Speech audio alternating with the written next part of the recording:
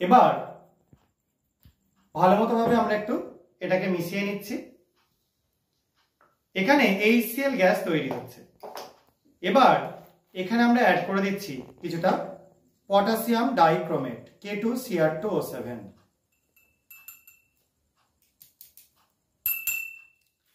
আশা করা যায় তোমরা এখনই দেখতে পাচ্ছ একটা ব্রাউনিশ ভেপার উঠতে শুরু করেছে। এবার আমি এখানে একটা লাইটার দিয়ে এটাকে আরেকটু বেশি হিট করে নিচ্ছি।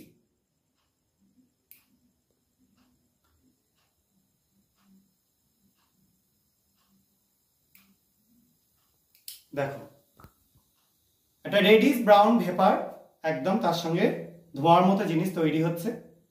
এই যে ভেপারটা তৈরি হচ্ছে একদম লালচে বাদামি বর্ণের, এই ভেপারটা তৈরি হচ্ছে যার জন্য তার নাম ক্রোমিল ক্লোরাইড, ঠিক আছে, CrO2Cl2।